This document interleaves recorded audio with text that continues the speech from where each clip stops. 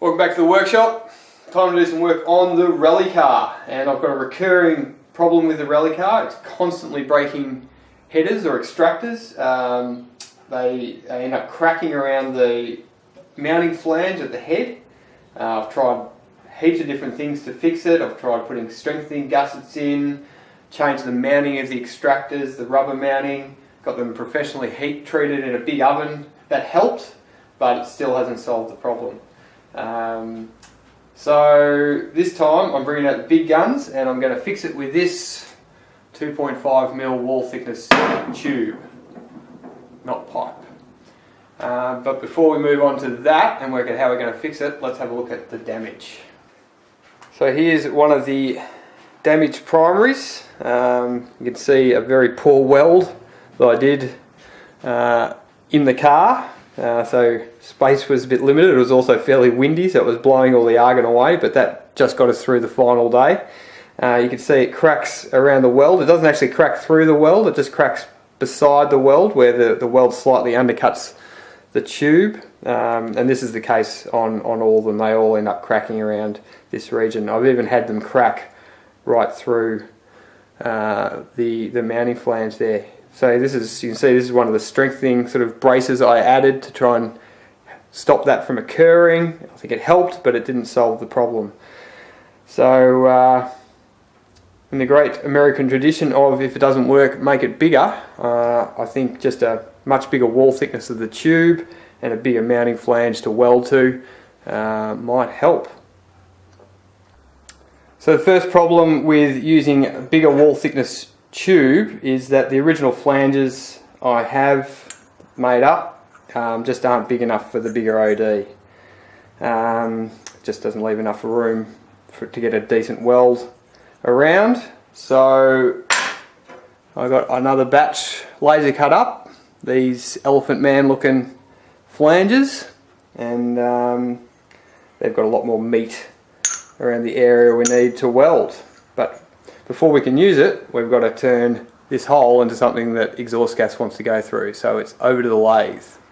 So it's a relatively simple job on the lathe to bore out this hole. The only complication is that the plate is on an angle and we want to bore a hole in the axis of that. Is it on the axis of that angle? Sort of in that direction.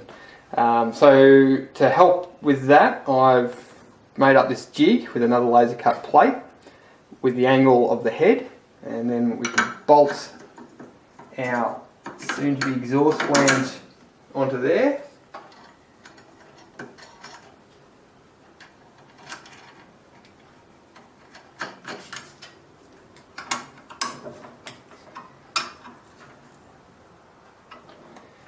And then with the boring bar, carefully machine the correct OD at the correct angle. Have to go fairly slowly because, as you can imagine, it's a very uninterrupted cut, or an interrupted cut, and I don't want to break my carbide bit. So yeah, see you in a couple of weeks.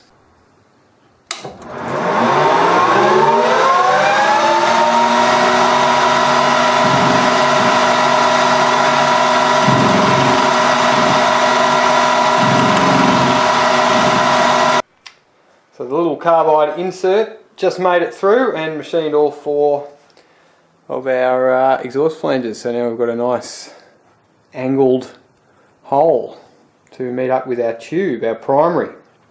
So now it's over to the saw to cut ourselves off a section of the correct length. I could use this one, but it's 2mm too short.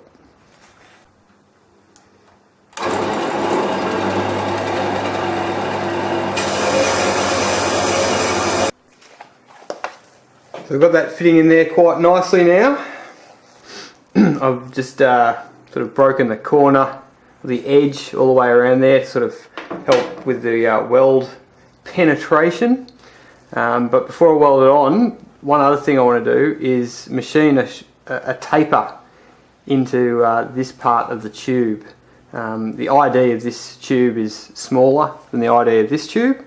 That's by design. These are a 3-stage primary, so they go up in ID to help with the gas expansion. So I just want to machine a bit of a taper in here to get this sort of wall thickness a bit more similar to this wall thickness.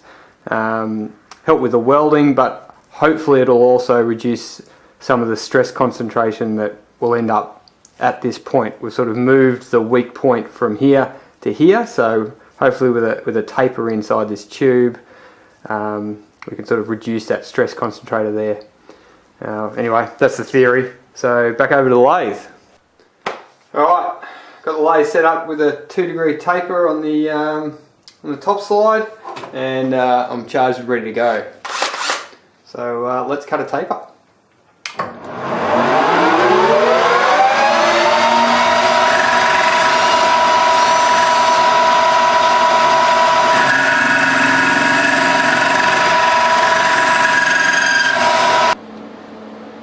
So I think we are ready for some welding.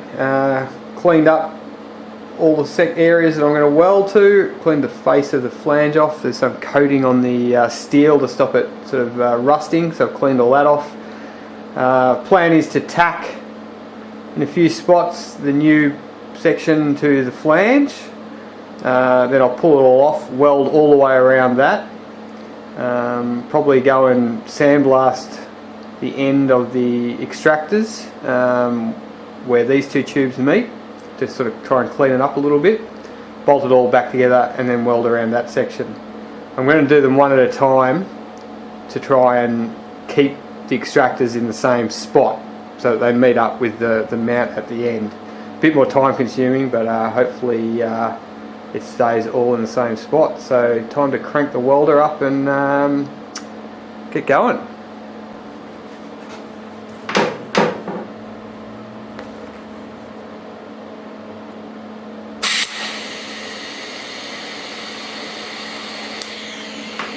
Okay, I've changed the torch over to the bigger one with a 2.4mm tungsten. I've got a 2.4mm filler rod. Welder's turned up to 170 amps. Let's see if we can get a nice pH fat weld going on here.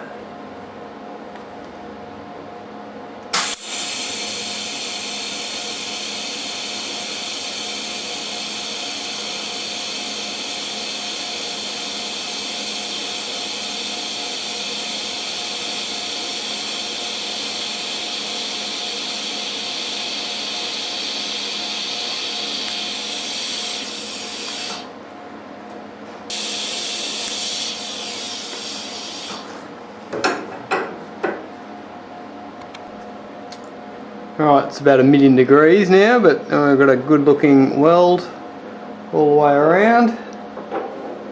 Come up quite nice. I swapped over to the thinner 1.6mm filler rod just for this section because I've already got some issues coming up with bolt clearance, but we'll cross that bridge when we come to it.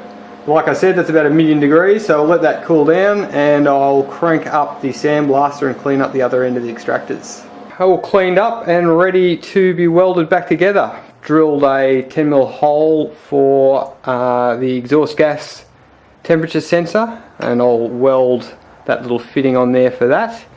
But I'm going to wait till I've fixed the other ones up and I'll weld them all at the same time, so I've got a better chance of getting them in the same line. Got a bit more of a gap there than I wanted. It's not too bad, and the 2.4mm filler rod should have no problem filling it. So you know what time it is.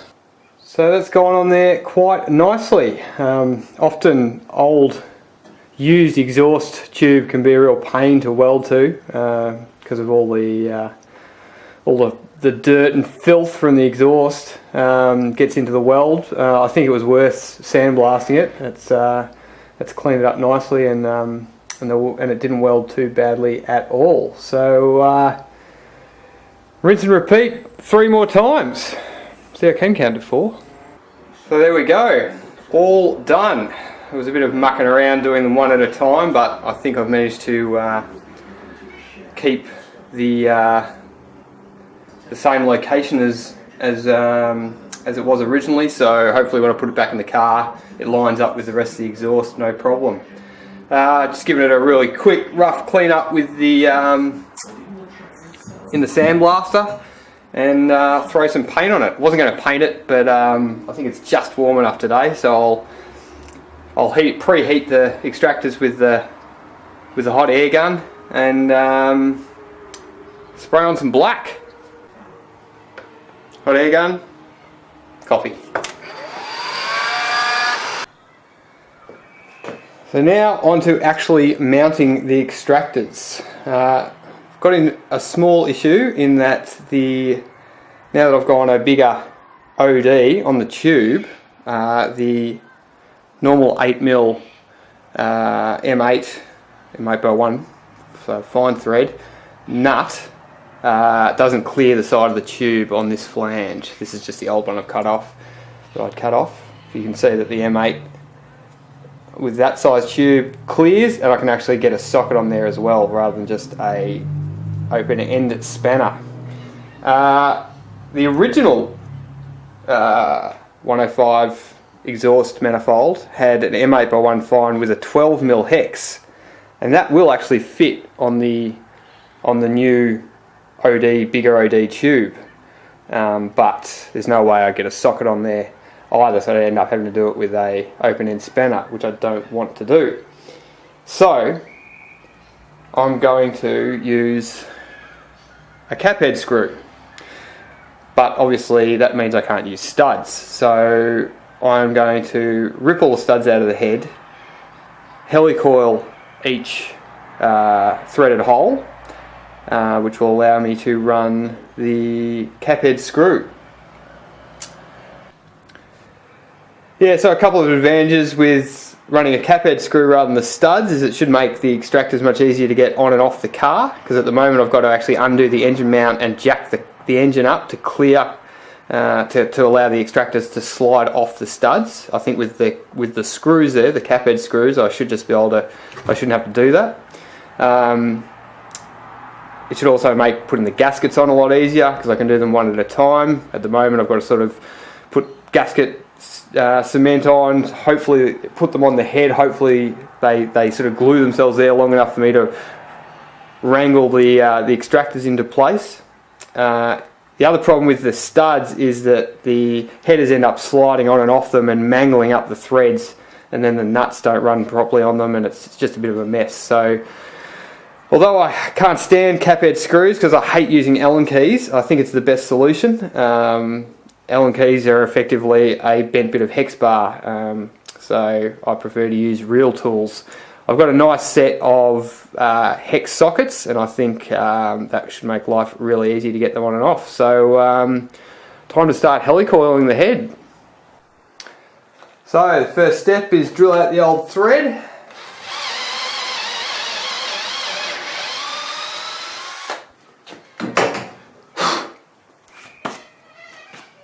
And then with the special helicoil tap in a nice new thread.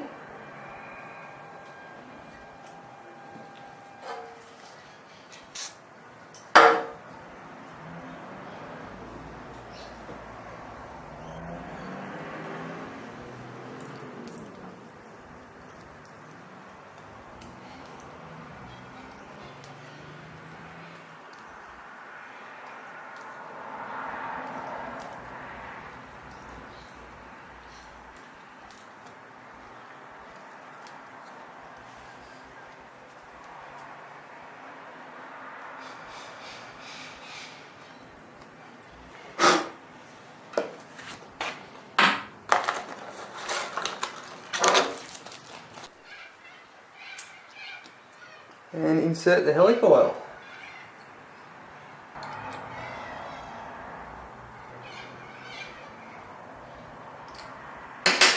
And then tap out the tang. Done. Now just got to do it 7 more times. Or we could actually do it on the race head, not that other boat anchor we were working on before.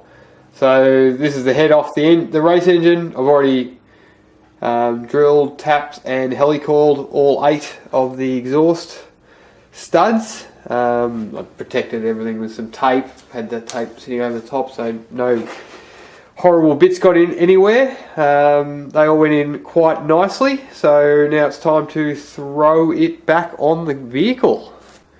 Extractors are sitting in there because they're very hard to get in, if not impossible, with the head on, wrapped in baking paper ready for baking. Whilst the paint on the extractors does need to bake on, the baking paper is there to stop my grubby hands from marking them.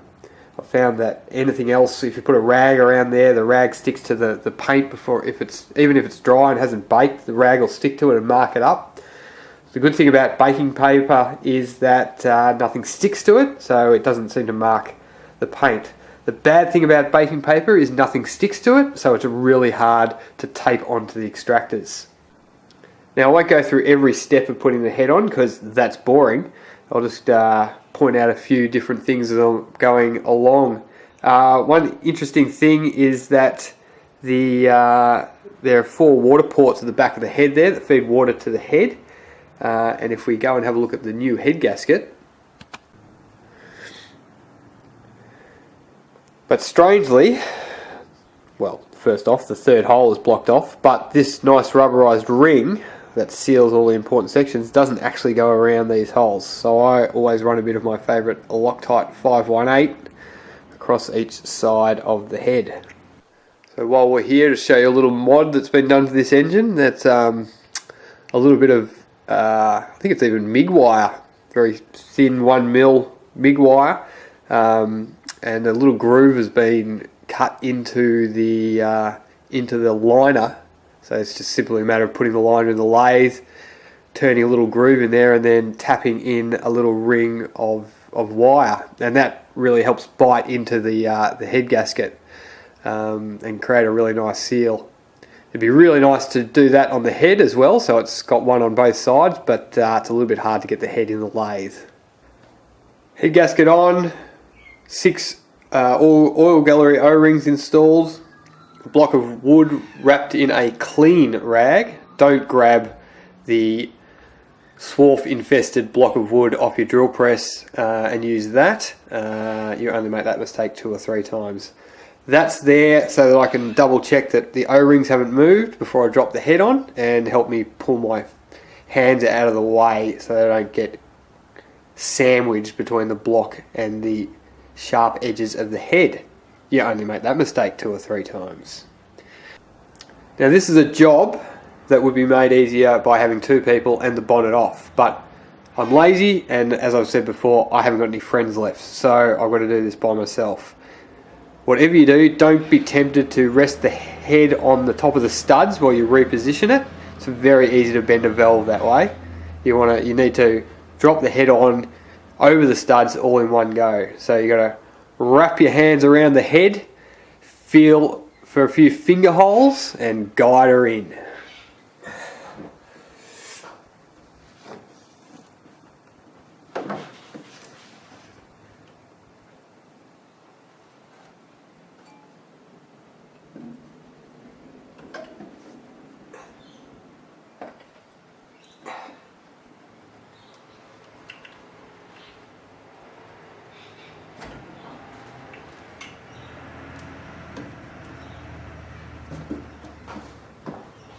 Head's on, all the nuts are finger tight. I had powder coated all the head nuts to make them look a bit nicer, but that ended up chipping off because, I had to pull the head off every second fucking day. So I bought this bolt blackening kit. These horrible chemicals that sort of turn steel nice and black. A bit of work sandblasting and cleaning them and bathing them in various cancer-causing baths, but yeah, they look pretty nice. See how they last. So now rip out the old torque wrench and perform the magic pattern. And the scariest part of any head reconstruction, don't drop the chain joiner.